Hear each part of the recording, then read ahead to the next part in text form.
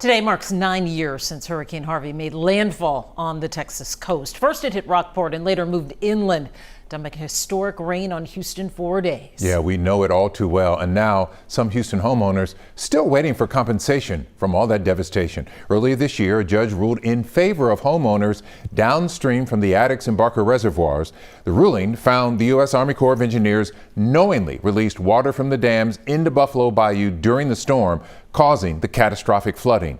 Documents showed the Corps had a plan to flood downstream areas, but residents had no idea what was coming. By house, by block, and they knew in advance exactly which homes were going to flood. But that's the thing that probably upsets me the most, is that they had that information and they didn't share it with anybody. We're wading through chest-deep swirling water in the middle of the flood, carrying a dog and a couple of other belongings we had. If we would have had any warning that this was going to happen, we could have evacuated safely. The government's still deciding whether to appeal the ruling to the U.S. Supreme Court. It was granted another extension, the government was, and now has until September 4th to decide. That leaves Houston area homeowners you just heard from in limbo. Harvey made landfall as a Cat 4 storm, later dumping about 50 inches of rain on the Houston area in a span of 4 or 5 days, causing all the flooding that we've been talking about. And all these years later, Harris County Flood Control District meteorologist Jeff Lindner says one lesson stands out. Everyone has a flood risk.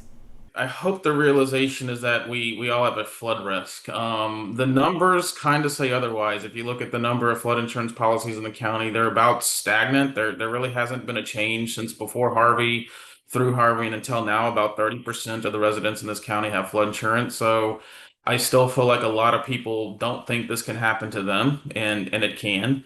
I think there's the realization also that the floodplains are really just a rate insurance map. They don't necessarily convey the entire risk of the flooding we face in this area. So a lot of homes flooded outside of the floodplain, not only in Harvey, but in some of the other floods.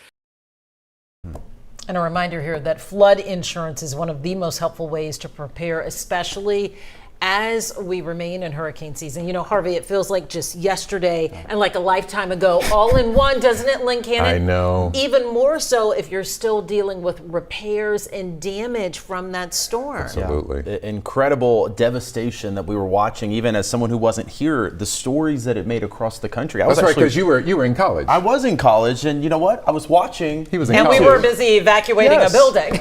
We were using that as a case study as it was happening. People are learning from Harvey now to do better forecasts and learn how these floods happen.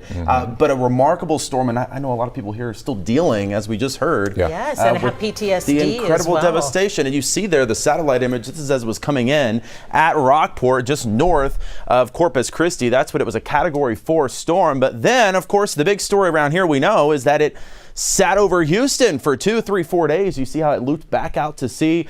Even as a weaker hurricane, it was the heavy rain that really caused the biggest issue here for us in the Houston metro before it moved off to the north. Finally,